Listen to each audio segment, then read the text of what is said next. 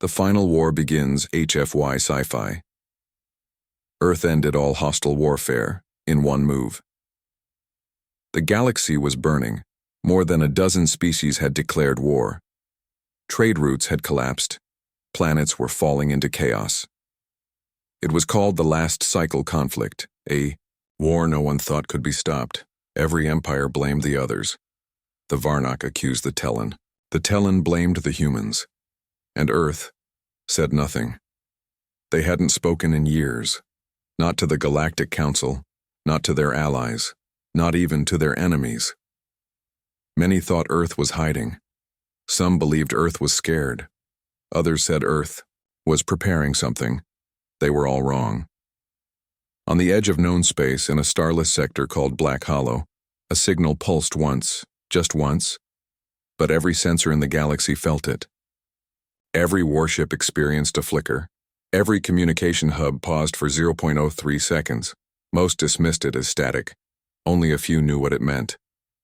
Earth had awakened Project Blackveil.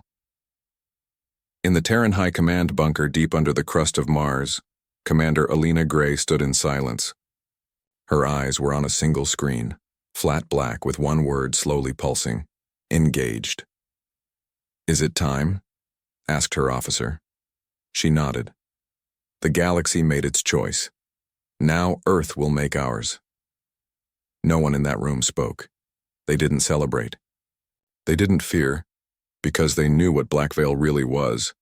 It was not a weapon. It was an answer. Elsewhere, far from Earth, the Varnak fleet was preparing to wipe out the Andari homeworld. Over 700 warships hovered above the planet. Inside the command ship, Admiral Shakar laughed. "Tell the Andari to surrender," he said, "or we rain fire." But just as his weapons officer activated the firing grid, everything shut down. Power, weapons, gravity systems gone. Shakar screamed, "Get the backups online." But nothing responded. All screens were dead except one. It now showed a Terran symbol, a glowing blue circle wrapped in a ring of fire. Then a message appeared. "This fleet is disarmed. You may continue breathing. Do not attempt war again." Panic spread across the galaxy. Dozens of fleets lost control. Weapons refused to fire. Ships powered down mid-battle. Missiles froze in mid-air. Even old ballistic weapons refused to launch. It was as if war itself had been locked. On a neutral station, Galactic Council leaders gathered in fear. "What is happening?" one shouted. "We're being attacked," cried another. "No," said Councillor Dren, the oldest among them. His voice was calm, cold. "This isn't an attack. This is judgment." Back on Earth, Commander Gray watched the live data feed. Entire war zones had gone dark. No deaths, no explosions, just silence.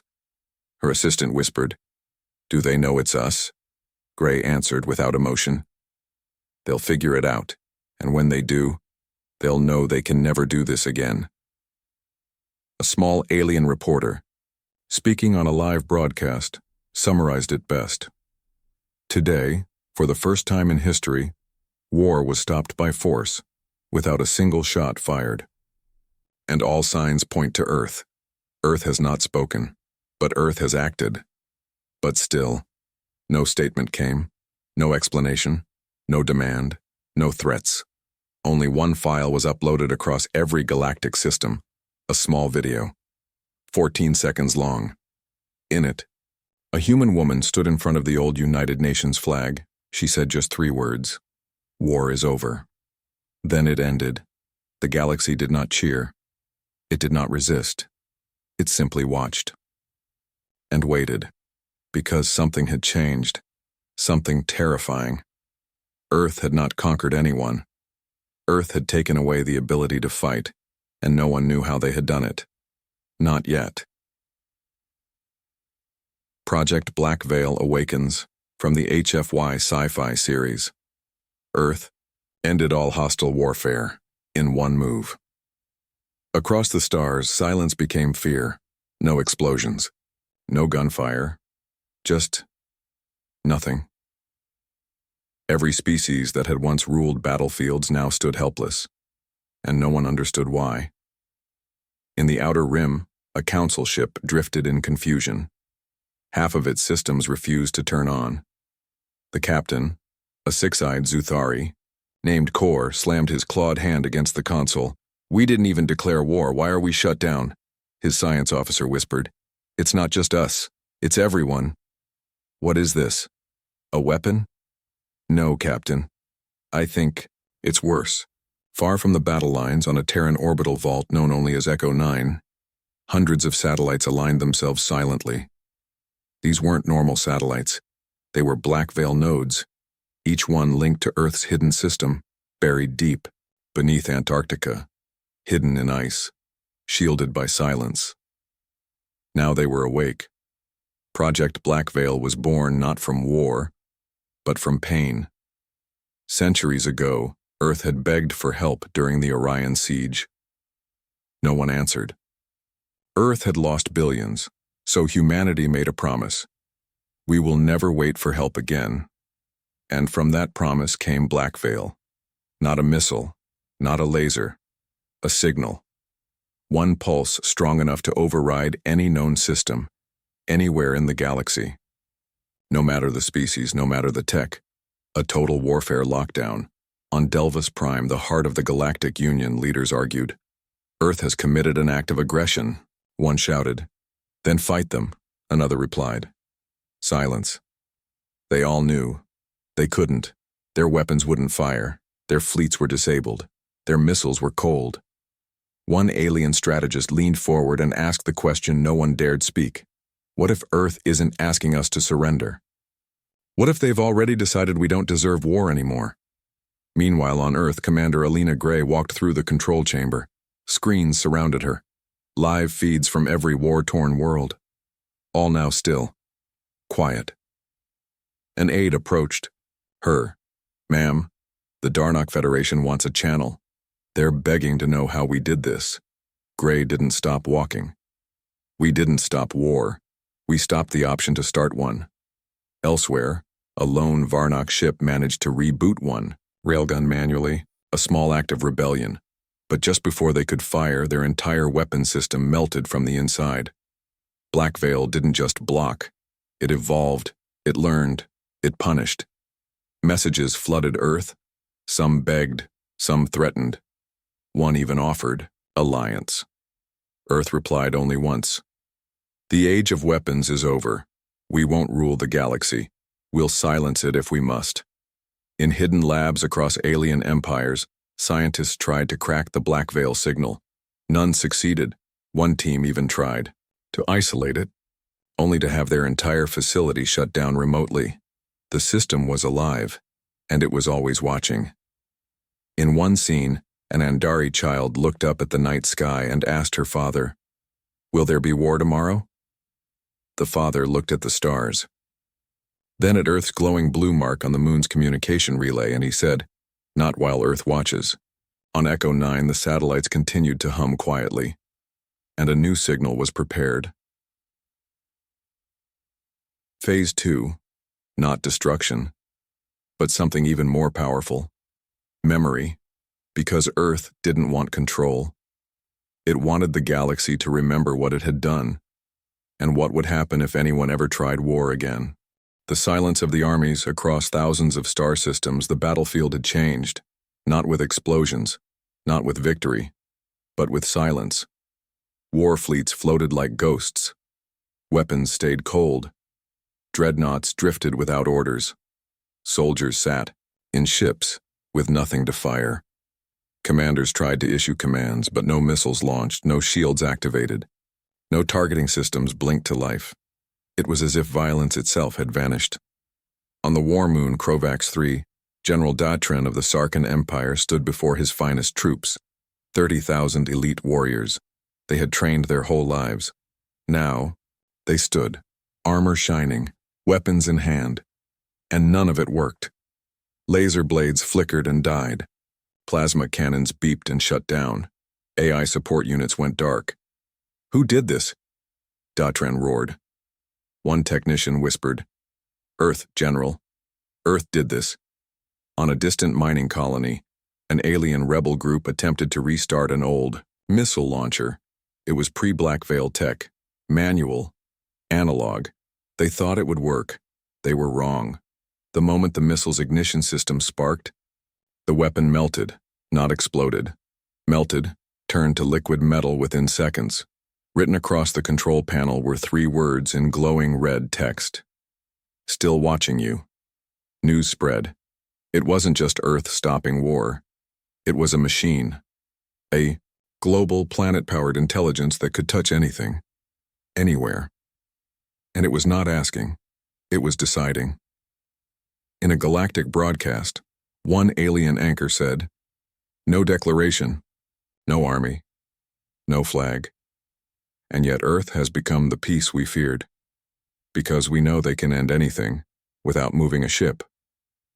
Meanwhile, in the deep space prison station Ironhold, a prisoner from Earth spoke to his alien guard. "You think we built this to win?" he asked. The guard stared silently. "We didn't. We built it. Because we were tired of bleeding." You're scared of silence. Imagine how we felt, screaming for help and being ignored. In the Galactic Council Hall, leaders of many species met again. No one shouted, no one threatened. They only asked one question: what do we do now? And the answer was the same across all planets: we adapt or we fall. Some races began returning to old ways: diplomacy, alliance, trade. Small nations signed peace pacts with rivals they once hated. Schools began teaching new history, where Earth was not the monster, Earth was the mirror. But not all listened. Far, beyond the core worlds, in a dark star system long forgotten, a voice echoed in secret chambers.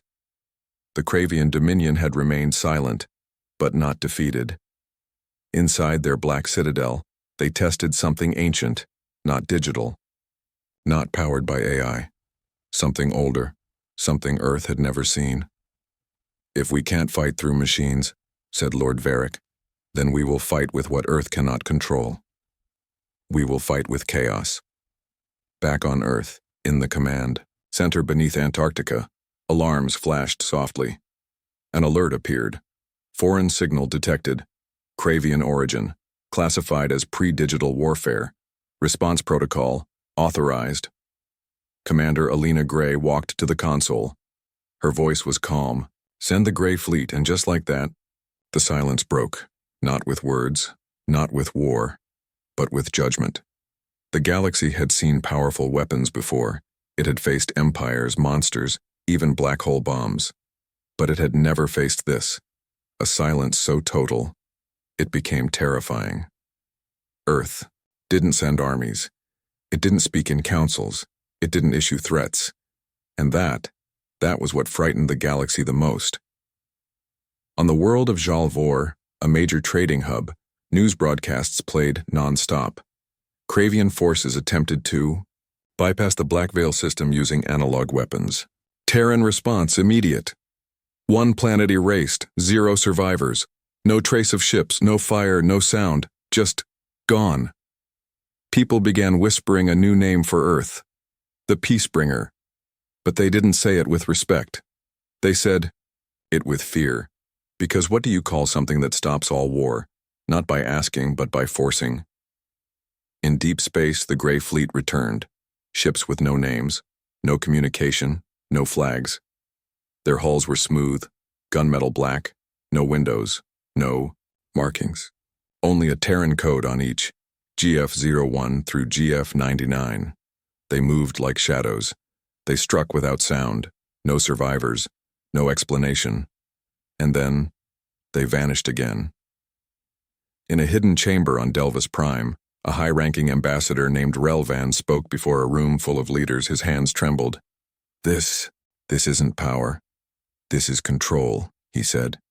"We've traded freedom for peace." But Counselor Jiri of the Sari K responded coldly. "And how many more wars must we fight to protect your version of freedom? Earth ended the cycle. We should be grateful." But not everyone agreed. In underground forums, digital rebels started appearing. Groups with names like the Unplugged Voices of Violence Resist the Veil. They shared one message: Earth took our weapons. Earth stole our choice. And someday, someone will take it back. But Earth heard everything, and Earth did not respond, because it didn't need to.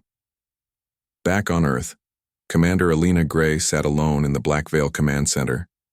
She reviewed dozens of reports from every system, not war reports, not threat assessments, but this time, something different. Peace treaties, trade agreements, cooperation missions, former enemies shaking hands for the first time in generations.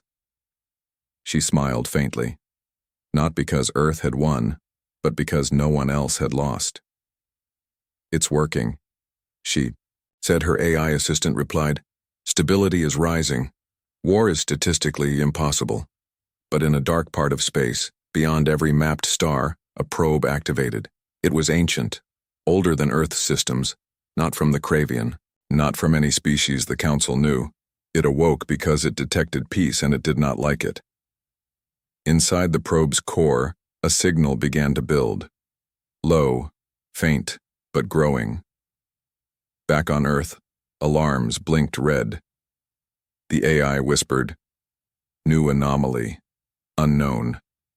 Origin, not bound by Blackveil signal." Commander Gray stood still. "Prepare Phase 2, she said. "If peace made them afraid, then they haven't seen what comes after." The Betrayal Protocol. For a brief time, the galaxy was quiet. Planets rebuilt. Fleets stayed docked. Old enemies became trading partners. But peace is a fragile thing, and in deep space, something ancient awakened. The signal came from Sector Zeta 19, a dead zone filled with asteroid ruins and black fog. No species had claimed it. No probes had returned from it, until now. A single pulse escaped the dark. It echoed through the void like a whisper.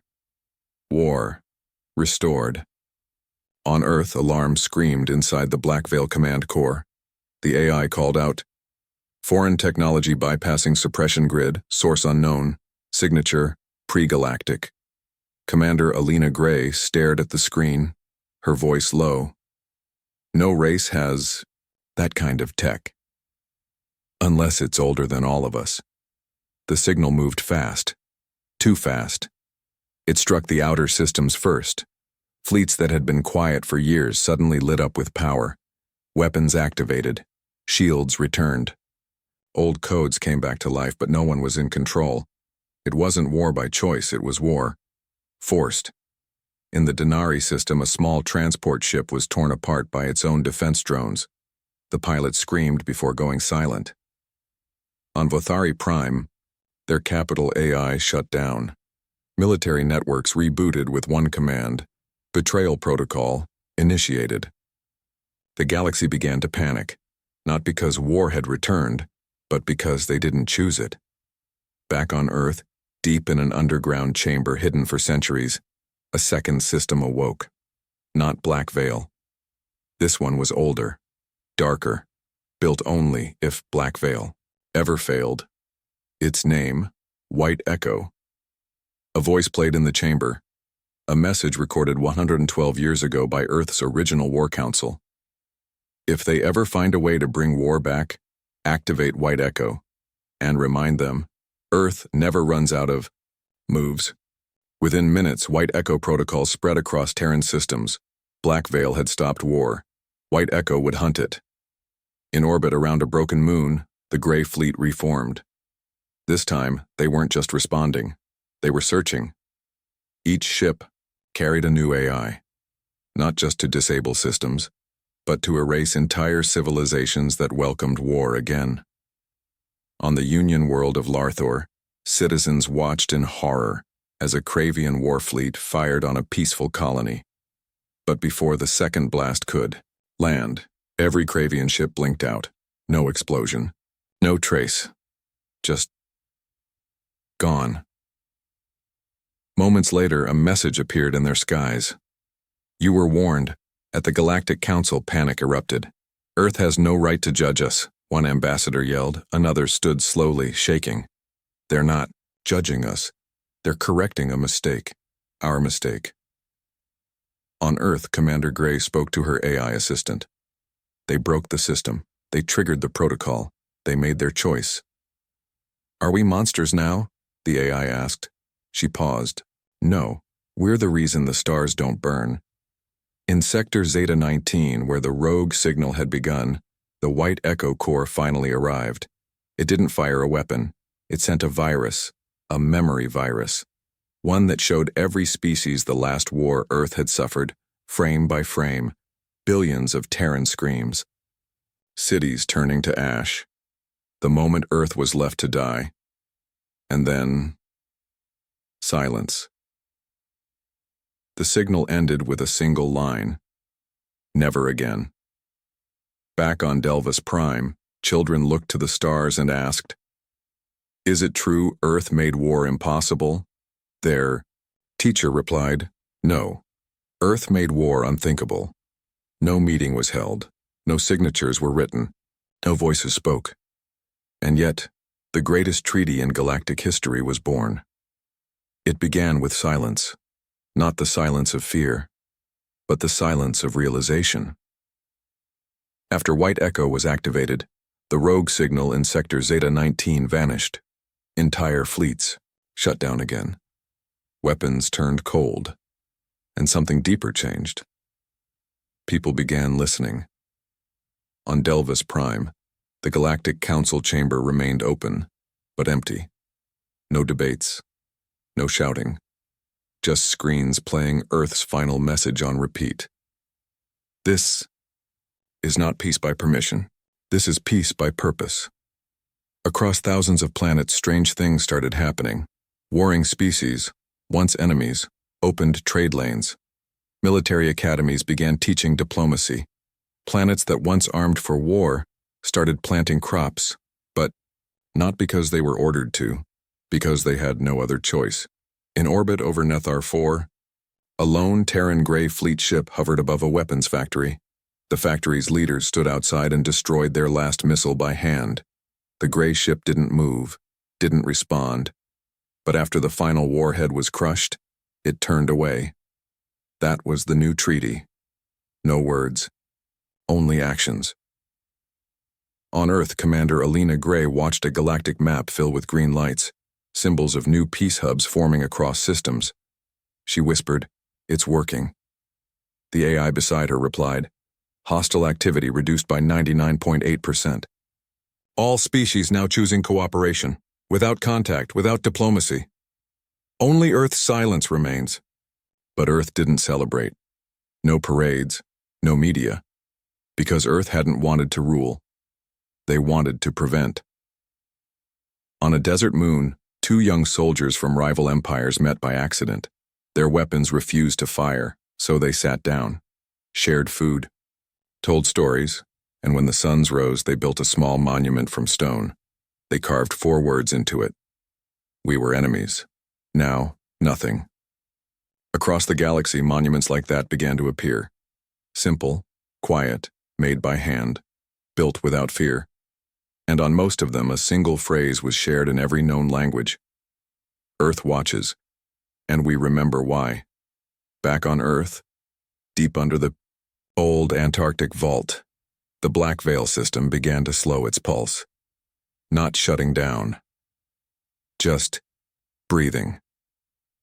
Commander Gray stood at the edge of the control platform, looking at the stars projected on the ceiling. "They understand now?" she said softly. "Peace doesn't need permission. It needs pressure." And Earth had applied it, perfectly. One final signal was sent from Earth. Only a few words. Encrypted. Simple. No more phases, just choices. The galaxy makes them now. No one dared reply, because for the first time they understood. Peace didn't come from speeches.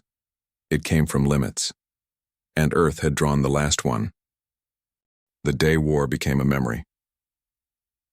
50 years passed. Children were born who never saw a warship fire. Soldiers became teachers. War zones turned into farms, libraries, and peace forums. And above every planet, Earth's satellites still floated, silent, but always watching. On the peaceful world of Thalor, a young girl named Lyra sat in a class filled with species from 5 different planets. Her teacher, an old Andari historian, drew a strange symbol on the board. A blue circle inside a ring of fire. Lyra raised her hand. Is that Earth's war symbol? The class went quiet. The teacher smiled. No, child. That's not a war symbol. That's a promise. A promise that war wouldn't return. Across the galaxy, war history was now taught differently. Not through lists of battles or names of generals, but through a single event, a moment recorded in every known language, the day when every fleet shut down, when every weapon fell silent, when Earth didn't fire a shot, but ended the galaxy's most dangerous habit. Veterans still told the story, but their voices had changed. They didn't speak of honor or victory.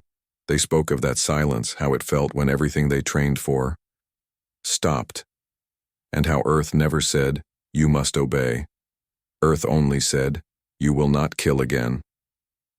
On a remote outpost near the old Kravian sector, an explorer found something strange, a buried capsule with a blinking light, still active after all these years.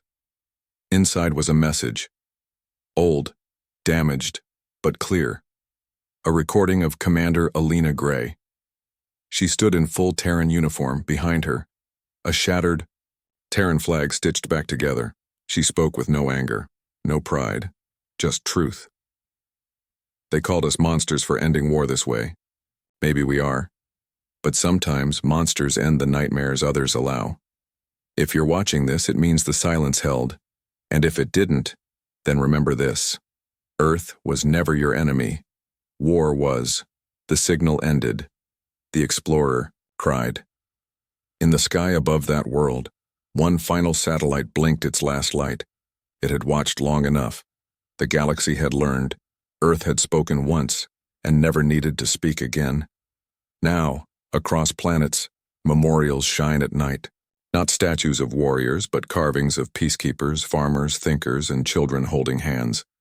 Under every one, these words are written. The day war became a memory, thanks to Earth. And as stars turned slowly in the dark, and new, worlds were born without fear, the galaxy finally understood. The strongest weapon was not a cannon, not a fleet, not even Blackveil. It was the will to never fight again.